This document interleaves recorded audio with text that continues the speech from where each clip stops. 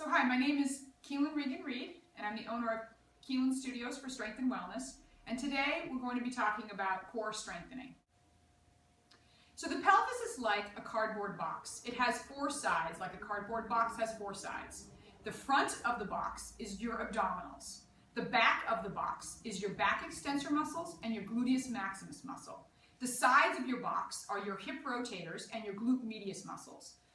All four sides make up core stability.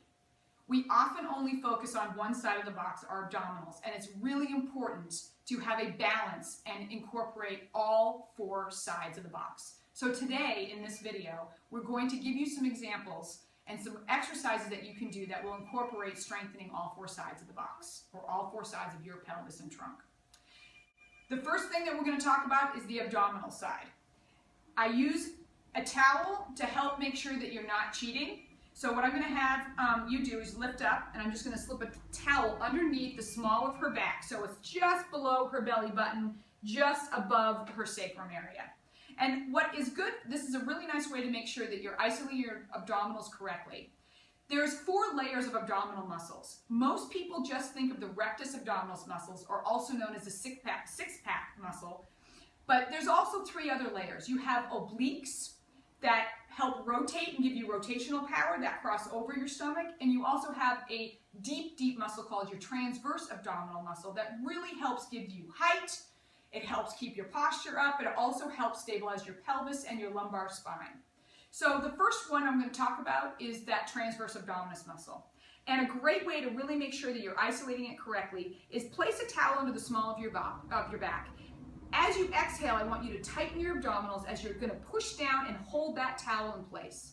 You should feel almost a weight lift coming off your feet as you really transfer that energy into your abdominals, holding that towel in place. So I'm going to have you tighten, brace. Oh, that didn't work so well. So if she's not doing it correctly, you see she almost is arching her back. She was not isolating the tummy correctly. So let's try it again. And I want you to really drive that tummy down into the floor as if you want the whole spine to be articulating to the floor. Hold that now, and I'm going to try to pull this towel, and I'm using a lot of strength. That's a good contraction right there. She has a nice, good contraction. She's isolating her transverse abdominis muscle here. So that's a good one. This is called brace. This is what I use. I use the term brace for this. So we're going to just add an element of a little bit more challenge with doing the brace. This is the first stage of the brace. You can challenge this by exhaling.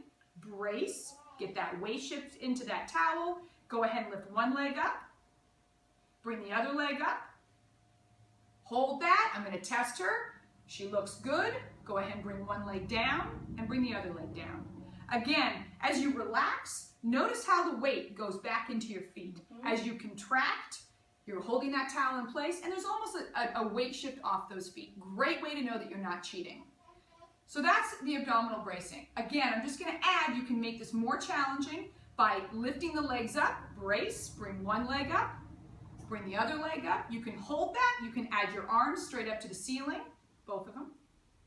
You can reach one leg and the opposite arm out. Nice coordination there. And again, and I'm testing, she's keeping that tummy tight. Yeah.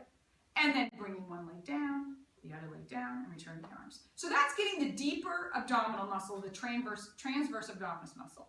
The second and third layer are your obliques, and I'm going to have you, there's two ways you can do this. You can cross your leg over to your opposite knee, place your hands either across your chest or behind your head, and then you're going to be reaching your one elbow towards that opposite knee, trying to lift and rotate, power and get rotation.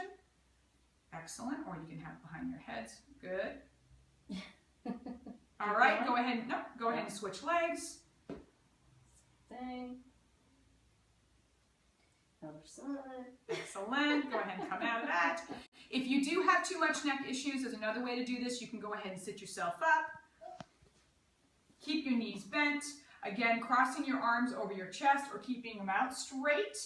You can do what I call a Pilates scoop, where you round that spine, scoop it back, keeping the feet on the floor, and then pulling yourself back up. That's just a simple scoop, but you can also do a scoop with a twist, rotating to one side, holding that scoop, rotating to the other side, coming back to the center, coming up, again, rotating back, keeping that scoop, twist, twist, beautiful, and come on up.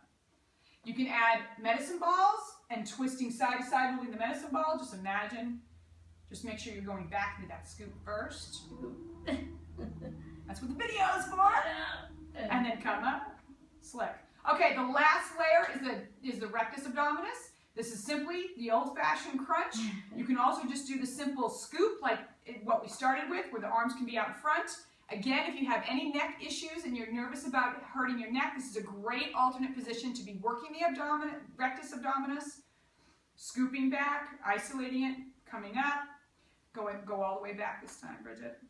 And again, you can have your hands across your chest, reaching, just crunching, really trying to curve that spine, round, tuck that chin into your chest to really help prevent that neck from getting involved. It will get involved a little bit. It has to hold your head up a little.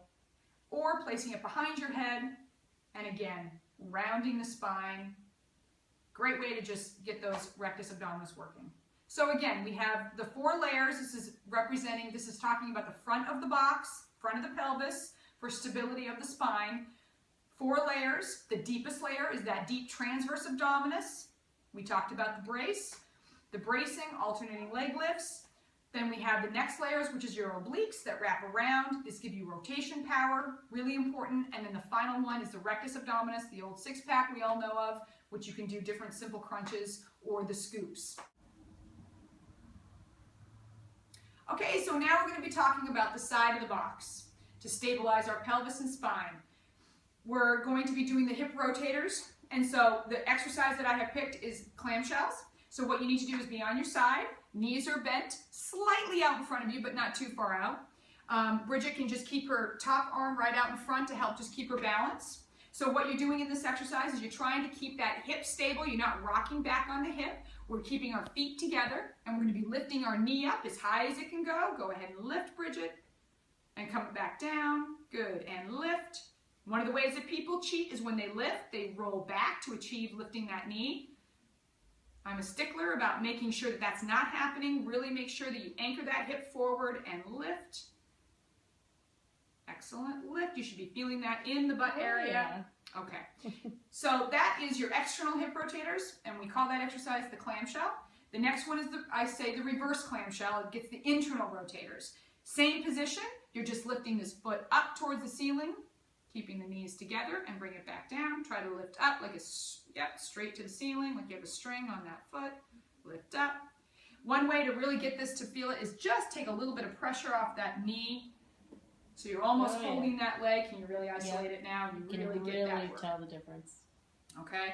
Hip rotators are often missed and very important in stabilizing your SI joint, which is really the foundation that the spine sits on. So these can be really important. It can help with sciatica, but also help just with lots of different performance and athletic activities as well.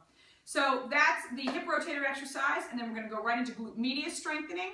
Straighten out the legs. Bring them out in front so you can slightly see your toes. Okay, again, keeping that hip forward. If you sit back on that hip and lift that leg up, you're really just working the thigh. We really want to isolate glute medius. So keep that hip forward, nice straight leg. Lift it up about 8 inches off the ground. I want you to make me a beach ball size circle. So circle nice and slow and controlled, not too fast, right over that bottom foot, keeping that hip forward, nice and slow so you feel that burn. You get that going on? Feel the burn. And you can change directions. With all these exercises we're giving you, the video, we're showing you how it's done. You can incorporate this with any repetition. You can do time, 30 seconds, whatever works. The most important thing is to make sure that you're feeling the muscle working. Good, and then come down and rest. So that is glute medius, as well as internal and external hip rotation. This is working the sides of your pelvic box. Okay, so now we're dealing with the back of the pelvic box, which is incorporating our glute maximus, which is the largest muscle in our body, as well as our back extensor muscles. So the first exercise we're going to do, you're right on your stomach, forehead's resting on the floor, and you're going to be lifting just from the waist up, lifting, squeezing those shoulder blades like you're cracking a nut, and then come back down. You can keep your head facing forward to the floor. You don't need to be extending the neck if you have any neck issues. Think of it as a two-step process. You're lifting and then squeezing and retracting those shoulder blades. Feeling that work all the way down. This is a great exercise, helping stabilize those vertebrae all the way down to the pelvis. So that is the back extensor exercise. Again, you can hold this. I like to hold this up to 5 seconds. Repeat this maybe 10 times. Really getting a good workout in the back and posture muscles. Okay, next is you're going to be coming onto your hands and knees. And this, we're going to work the glute maximus muscle. It's really important with this exercise that we are keeping a nice flat back. We're not arching our back. We're keeping our arms straight so we're not collapsing through our trunk. Keep that core tight. And what we're going to be doing is we're going to be, let's start with your left side, Bridget. I'm going to have you kick straight back with that leg. Bring the knee to your chest. And then kick straight back again. Trying not to let that back arch. Good. You look great. Straight back. Good. If anybody has any wrist issues, shifting back onto your knee can help take the pressure off the wrists. And then the next one you can do is go ahead and bring that, as if you're going to push that foot to the ceiling, go ahead and lift that leg up, flex that heel, and then press that foot to the ceiling, straight up and down without the spine arching. Yes. Excellent. Ooh, got some glute maximus here. You think? Excellent. Okay. And so that would be done on both sides. Again, this is working the back of your pelvis box, which is important for core strengthening and stability. Working the gluteus maximus, which is the largest muscle in your body, and it creates a lot of power and helps keep your spine and trunk together. So that is the end of our exercises for core strengthening. Again, let me just remind you that the pelvis, I like to use the analogy of pelvis as a box, and we have 4 sides to that box. We talked about the abdominals, the 4 layers of abdominals, the hip rotators and the glute medius for the sides of your box, and the back of your box, which we just covered, the back extensors and the glute maximus. If you can find more videos at keelanstudio.com, and stay tuned for some more upcoming subjects. Thank you.